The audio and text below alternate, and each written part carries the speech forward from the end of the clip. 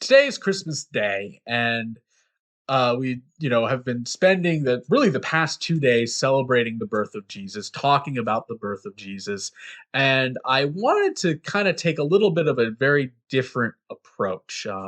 I wanted to kind of go in a little bit of a different route, and this passage is quite the different route. John 1 through 14 is one of the more difficult and deep passages in the New Testament. There's a lot going on here, but it's also very relevant to today. And I'm not going to go in and do a whole exegetical breakdown. I'm not going to go through and explain every little detail because if I did, this would be more of a lecture than a sermon, and many of you would be turning off the video and probably going and enjoying the rest of your holiday doing something else. Really, what I want to kind of get down and emphasize is just kind of two main points. So the first is this passage is very heavily about the divinity of God and the actual entire process, not of just of the nativity story, but of his ministry as a whole. You kind of almost see an entire summary of his life here. The idea that he is this divine being who stepped down and became human and lived among us is huge. And this passage is claiming that and really emphasizing it in terms that make it so that John's readers understood how big of a deal this is, how incredible of a thing this is. And I mean, you don't hear of this type of thing being done willingly by a god. You know, that John would have been writing to a Greek audience, so they, I'm sure, were aware of stories of the gods having to go through trials to deal with issues that they themselves had caused and things like that.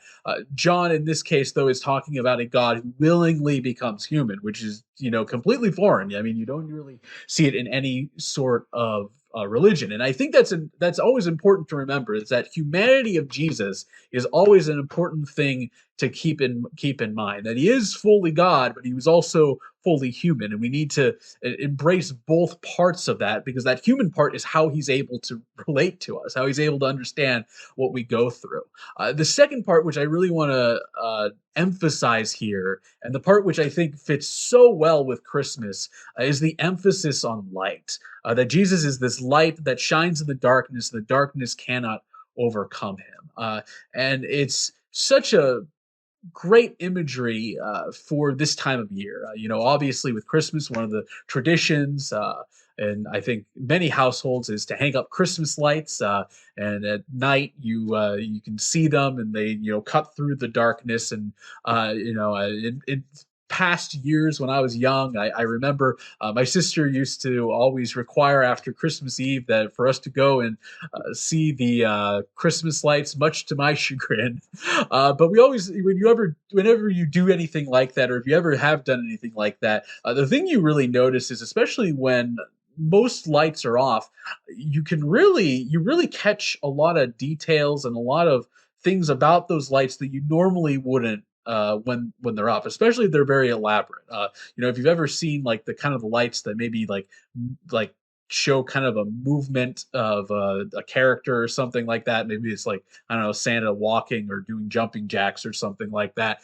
You don't like when you see it out in broad daylight, it doesn't look like anything special, but when you have it in the contrast of the darkness, then you really are able to appreciate it. And I mean, it's just one of those effects of light that is such a key thing to understand. And there is a spiritual aspect to that too. It's why this is used so often. Jesus entering into this world was the God's answer to the darkness that was sin. Jesus coming in to this world was to overcome that and provide a bridge between us and to God to become children of God.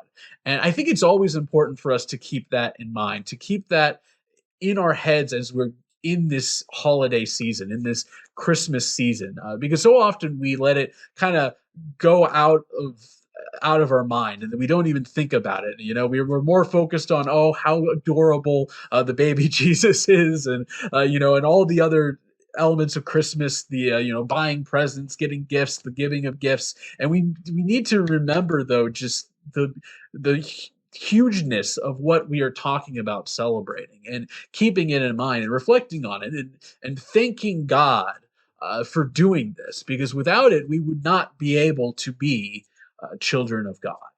Amen. And now I would like to invite you all to join me for our last worship song today.